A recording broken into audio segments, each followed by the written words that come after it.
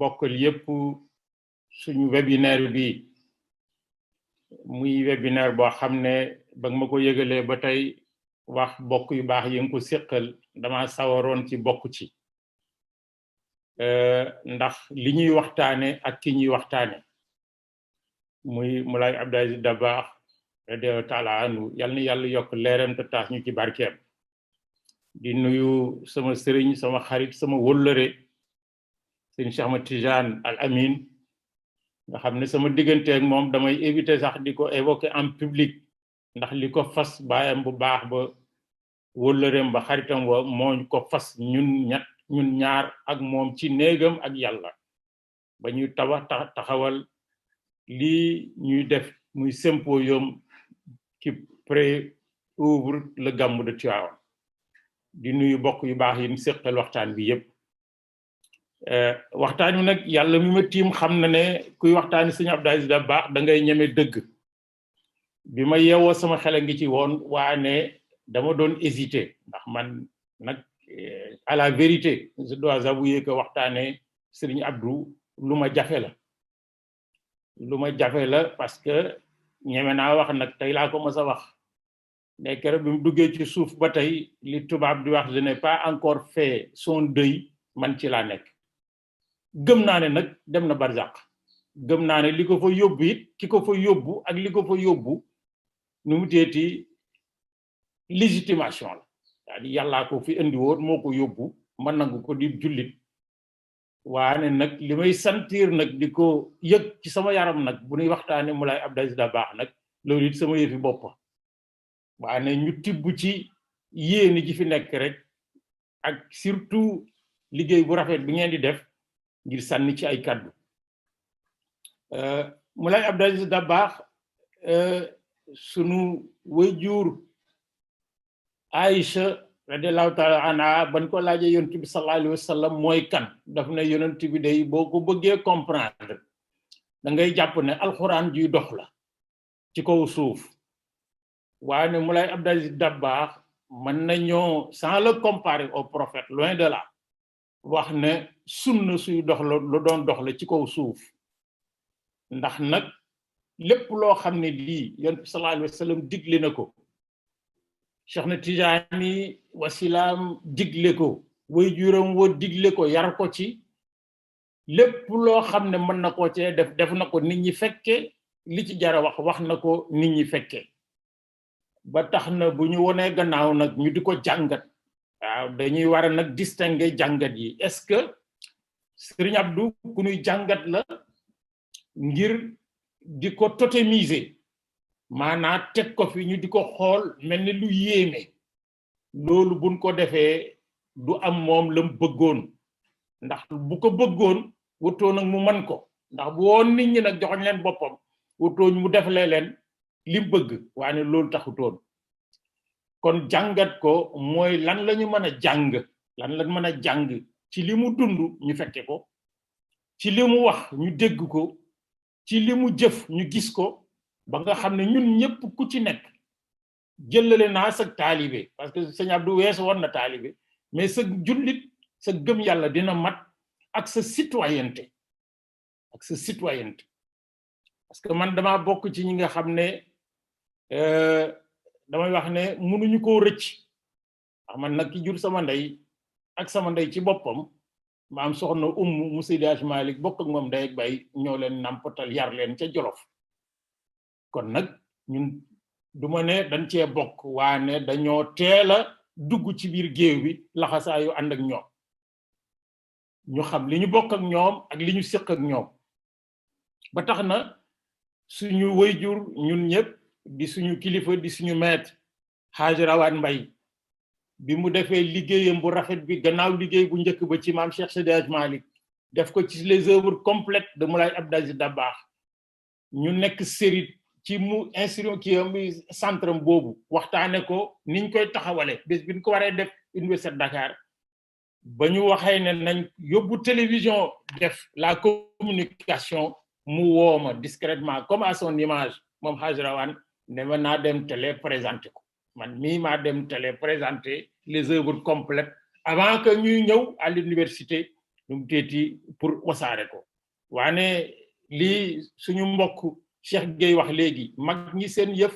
loo ciy def wala wax rek na ci sóoraale jëf yàlla loola li koy firnde ci lii may wax moo di une semaine après bañ waree tase université ak askanu Sénégal bi yëpp ak njaboot gi di ko waxtaane recteur université bañ ko laajee ne ko na ñëw bu fekkee kii fekk muy tukki man mii la tànn ne ma demal taxawal ma nga xam ne kon Hadj Rawane la mu bëggoon def ko moom ñàkkul gisoon na ca loo xam ne lii ñi mel ne man mais gisuñu ko woon ba tax na téere yooyu ba ma ko jëlee di ko jàngat booba ba tey tome 1 bi ñetti tome la tome 1 bi ba fii may wax ak yow Elimane ak yéen ñu may déglu àggaguma ci digg xaaju téere bi ndax page boo ci liir boo dee ab universitaire wala ngay chercheur da nga fa taxaw dem di gëstu jubaat di dellu si di seetaat yeneen di dellu si ba nga xam ne ni ñuy liire téere normal rek jàngat ko rek dem ak ñoom ni ñuy bind ak li ñu bëgg ni bind du benn mais bref bu fekkee ne dañoo bëgg li ma wax léegi ci kii mooy jàng ci Alaaji Abdou waxuma jàngat ko mais jàng ci moom bokk na ci yin war a jàng ci moom mooy li fi bàyyi ci ndono loo xam ne nag ñun yàlla baaxee nañu ñun ñii koy waxtaane tey ñi ci gën di gone ñi ci gën di mag ku ci nekk fekkee nga ci moom loo xam ne lii nag war nga caa mën a sukkandiku ci wax sukkandiku ci jëf sukkandiku ci mbind sukkandiku ci lu mu dox bés nga gis ko nga xam ne bu ko Sénégalais yépp defee am na yu bari yu ñuy métti lu ci suñu biir yàlla mën nañu cee musal bokk na ci damay wax ni sëñ Abdou bari na xam-xam mais vraiment du trouvaille pour un chercheur ndax nag ku Alaaji Maalik jur nag mais xam-xam la ñu séentu ci yow sëñ Abdou jullit la tijaan la mais du trouvaille ku Alaaji Maalik jur loolu mais da nga koy judduwaale ci sa ADN mais nag am na loo xam ne nag ku ci nekk nag ci àddina nag ak foo mënti cosaanoo nag yaa koy defaral sa bopp moo di tabax sa jikkoy bopp sa relation sociale ak ñi nga séqal àddina li commencé ko ci sa biir famille ba mu génn ci mbedd mi ba law ci askan wi ba génn bitim réew nga xam ne da ngay bàyyi ay mandarga yoo xam ne yii que nit ñi gis la ak ñu laa gis mais dañ la koy fàttalikoo or loolu nag bu ñuy jàng ci sëñ Abdou li ci njëkk mooy jikkoom jikko Elimane damay wax toujours ne am réew man du ko tabax xam-xam du ko tabax am du ko tabax bu ñuy tabax réew yooyu yépp ci la mais lu xam-xam yi bari yu man yi bari yu am yi bari su jikko yu rafet lawut ciw askan ba ëpp jikko yu bon ya lañu yore lañu xam musiba lay jur or loolu nag sëñ Abdou ku ko teel a xam la wàcce boppam ci humilité bi Cheikh Gueye doon wax ba mu képp ku ko war a jege ko képp ku ko war a ñeme ko te kenn xeebu ko kenn yabu ko loolu li koy indi mooy séq ak nit ñi jikko yi rafet di wax ci ñoom li nga xam ci lu baax li nga junj ci lu baax loolu soo leen xamalee leneen sa yoon nekku ca di leen ñaanal ñu génn ci loolu nag mooy le premier des héritages yoo xam ne yii réew mii man gëm naa ne bu ñu bëggee jàngat non pas seulement ci Serigne Abdou Aziz Dabakh rek ndax du moom rek mag ñu bari ci woon ak ñi nekkoon ak moom ak ñu fi nekk tey mais am nañu taxawaay boobu loolu nag dañ koy ji ci askan wi maanaa jàngal gone yi yar mag ñi ci ne nit ku baax duñ ko photo teg ko jàkkaarloo yuuxu di daanu nit ku baax mën ngaa bañ a am photo waane mën nga koo xam ci xeltu ci jëf ci wax ci defar lëg ak si biir lépp looy sumb yow muy loo war a wax muy loo war a jëf muy loo war a moom wala loo war a am dañ ko ca sédd loolu nag Serigne Abdou def na ko ci réew mi te amul menn xel nag boo xam ne war mën na ko ci nga xam ne jikko yu rafet yooyu moo ko mayoon fonction essentielle d'un leader li Cheikh Gueye wax parce que nag leadership cim réew dañ koy séddoo leadership politique bokkut ak leadership économique bokkut ak leadership social, bokkut ak leadership spirituel et religieux, bokkut ak leadership parental, mën nga koo tawi ba fa mënti teg ba ci leadership pédagogique. Eliman nit ñi boo leen jiitee ak noo leen mënti jiitee dafa am yu ñuy seet ci yow wala ñu war koo seet ci yow nga xam ne buñ ko jiitalee sëg njiit ak ñoom it seen topp ci yow ci biir njiit gi dina yomb mais surtout dina am njariñ. bokk na ci sëñ Abdou doon wone nag moo di sëñ Abdou nag bi mu juddoo ci réew mi yàlla teg ko ci xilaafa baayam gi 1957 dans des conditions extrêmement troubles et difficiles,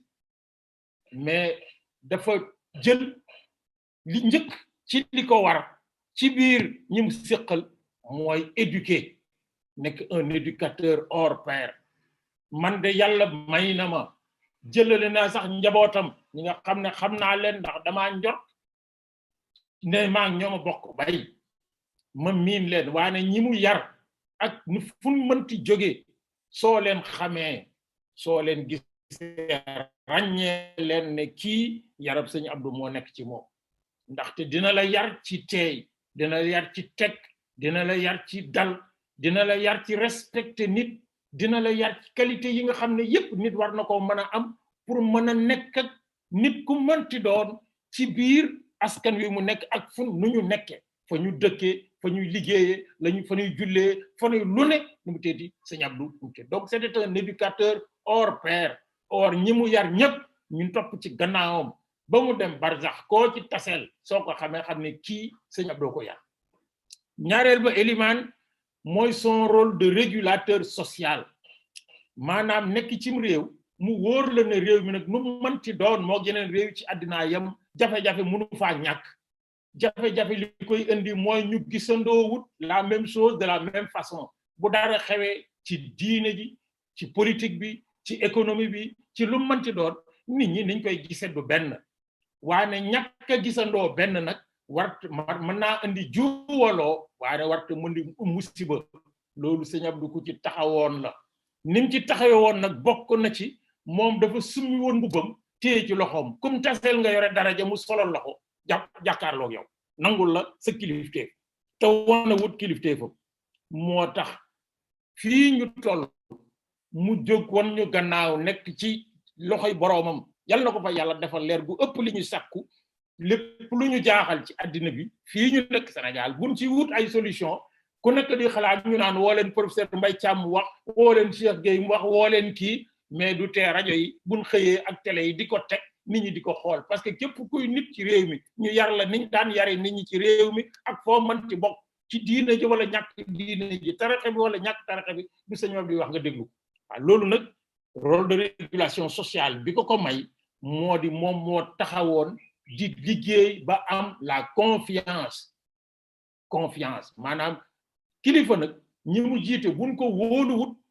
mais légitimité am dafay des. or buñ la wóoloo jeex takk ci yow nag sa légitimité mooy fondé sa confiance bi ñu am ci yow ba loo leen wax ñu jàpp ne ndigal la muy luy ndigal mooy li nga xam ne ki la koy defloo moom amu ca njariñ lu muy daw di ko wuti yow mi ngi ko digal lu ca juddu ci njariñ ak sutura ak teraanga yow yaa koy am. looloo taxul sëñ Abdou su waxee nit ñi xam ne lii muy wax dëgg la. ñetteel ba mu taxaw nag tabax taxawaay boo xam ne bii tax na réew mi nag ñu def ko li nga xam ne mi ngi bëgg a manqué ci réew mi. yamul ci moom nag am na fi ala kulli alin wax dëgg am na fi ci réew mi mais mi ngi di gën di tumuranke muy nekk référence mooy lan dans une société mooy nit koo xam ne ci ay jikkoom ci ay jëfam ci ay taxawaayam ci ay waxam ci demalanteeg dikkalanteem ak nit ñi dina dem ba nga xam ne bu ñuy wut lu baax rek ne waa xool leen ci diw ana Cheikh Tidiane àlla ne mi xoolal ci moom ana Cheikh Gueye xoolal ci moom mais sëñ Abdou nag àggoon na foofu moom lépp lu nit ñi bëgg tey ci lu baax njort nañ ne moom rek yorewu ko ci ay jikko mais boo jëlee ci jikkoom ya boole jikko X ak Y ak Z li nga bëgg ci li baax di nga ko def. loolu nag évidemment dafay lu am importance ci état yi ñu nekk ñun ci suñu réew yi nga xam ne ba ci ay génération encore ci suñu kanam jafe-jafe du fi jóg parce que suñu niveau de développement économique suñu niveau de développement politique suñu niveau de développement même social may ñu dépasser yenn contradiction yoo xam ne yi nin koy fajee bokk na ci yore ay jikko yu rafet yore ay taxawaay yu rafet fi may daaneele moo di le niveau de responsabilité citoyenne et sociale de Serigne Abdou Aziz Dabakh niveau de responsabilité citoyenne Serigne Abdou dafa njortoon ne réew mi li ko fi yàlla defal da koo jënde mais nekk un citoyen modèle war a nekk un citoyen modèle nag Eliman mooy ki nga xam ne xam na li ko war xam na li ko jomb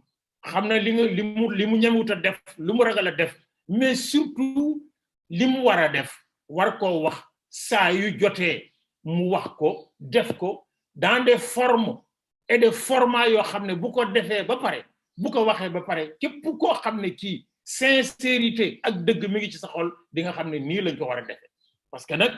jiit nit ñi tax nga wax ak ñoom ci dëgëral wax ak ñoom ci forme yoo xam ne boo paree den moom di wax na dëgg waane nag su ko waxee woon nii loolu musta dal Serigne Abdou bu situation demee ba dëgër ba ñëpp tiit dina wax joo xam ne ji ku bëgg lu baax rek diñ ca gis sa bopp ku bëgg lu bon war ko doon ko njot di séentu mu dëgëral la ko wala mu jox la argument doo ko ca gis loolu nag li ko mayoon mooy son niveau de responsabilité citoyenne maanaam man kat ñii loolu tax mu daan wax ne Sénégal gaal la goo xam ne dañ cee dugg ñun ñëpp bu suuxee mais kenn du ci mucc ku mën a féey doo mucc ku mënta féey doo mucc kon nag dañ ko séq ñun ñëpp ku ci nekk bu waree defee li mu war a def wax li mu war a wax ko def ko nam ko war a defee ci rafetal ci jubal mais dina jariñ moom ci mi ko wax mais dina jariñ askan wi loolu Serigne Abdou dund na ci wone ko ba keroog bi mu fi jógee responsabilité sociale moo di dafa yore woon kilifteef ci réew mi séq ak ay nawleem ñu yore kilifteef ci réew mi wax naa bërki démb en parlant du xalif Serigne Babacar Al Mansour ne ku réere Serigne Abdou rek fekke woo ko woon mais xoolal Serigne Babacar li ko may so mooy li nga yore li mu kowe yow li ci responsabilité li ciy devoir moo la gën a importer li ci ay droit Serigne Abdou musta réclamer benn droit ci réew mi sauf nag d'être citoyen et de dire la vérité et de démontrer la vérité même musta réclamer dara xëccoo fi suuf xëccoo fi daraja xëccoo fi dara la preuve keroog laa wax ne képp ku yàlla sédde woon cëru diine ci réew mi nga bokk ak Serigne Abdou ngeen dund mas naa jël ci temps jël ci ay moyens fekk la fa nga nekk sargal la ña la wër xam ne kii teg na la fi nga nekk te xaaru ci nag nga delloo ko xaaru ci lan cay wax mais képp ku ma bokkal jamono ngay kilifa diine ci réew mi Serigne Abdou jox na la sa cër ci di la waxal lu baax di la yéene lu baax ba bés mu jóg jël njabootam ci lenn ci njabootam ànd ak ñoom fekk la fa nga nekk dëgëral sa taxawaay loolu nag mooy le tissu mais social bi nga xam ne mag ñi dañ ko fee bàyyi woon nga xam ne liggéey nañ ci liggéey boo xam ne historiens yi ak sociologue yi anthropologue yi xam entre 1890 et 1918 la fin de la deuxième guerre mondiale li fi mag ñi liggéey ci biir taxawal tarixa yi dugal ko ci réew mi organiser ko dans des formes et des modes d'action yoo xam ne yi day jokkale nit ñi dindi li leen di mën a teqale loolu Serigne Abdou da ko donn mais donn ko rek ci zahir da ko donn ci zahir ak ci baatin donn ko ci faire don de sa vie et de son action à la société nga xam ne kon loolu moo taxoon mu jot le niveau d'altruisme Cheikh Gueye junj na ko léegi bi mu àggoon maanaam dem ba nga xam ne moom dafa effacer boppam ay bëgg-bëggam ak ay pas-pasam effacer ko ci boppam yàlla jëndee ko nag dugal ko ci xolu nit ñi ñuy murit ñuy tiijaan ñuy catholique ñuy ceci ñuy cela ñuy séeréer ñuy wax ñëpp bëgg ko moo tax doomam ji baax ji waxoon ne keroog ban ko suulee Serigne Abdou suulu ñu ko ci suuf ci xolu nit ñi lañ ko suul loolu nag day rafet ci lii ñu dëgmal tey muy l'anniversaire de bi mu wujjee boromam buñ ko dëgmalee yow Elimaan ñu mel ne yow ak ñeneen di taxawal waxtaan yu mel nii ñu di ko lawal parce que nag gone yi nga xam ne tey am na ñaar fukki at jëm nangam am na ci ñoo xam ne xamuñu Alaaji Abdu radiyallaahu taala anhu ñi am fanweeri at sax xamuñu ko ndax ba muy dem barsax ñi ngi toll ci juróom-ñett wala fukki at kon son héritage essentiellement d'honneur, son héritage de sociabilité, de régulateur, d'éducateur et de référence dafa laaj ñu di ko fésal parce que bu nu sukkandikoo rek ci sëriñ la loolu du trouvaille du nu mu ci thèse boo xam ne bii nit mën na ci bind ay page parce que nag mënta nekk leneen lu du sëriñ mais nag yaa sëriñ et sëriñ or lii mu nga xam ne bàyyi na ko fi di ko jàngat di ko jàngale di ko wasaare di ko partager dafa waroon nekk tâche gouvernement de la République de notre pays mais du yem rekk ci moom nag ndaxte nag ñi jàng ci réew mi ñëpp bokk ci kuréel yi bari ci réew mi xam nañ ne askanu Sénégal foofi dem fekk fa mag ñoo xam ne seen taxawaay mat na sëkk ñu mel ne Alaaji Abdou Aziz Dabakh mais nag comme nag duñ ko jàngale ci école yi duñ ko jàngale ci nu mu tudd université yi duñ ko jàngale ci fu bari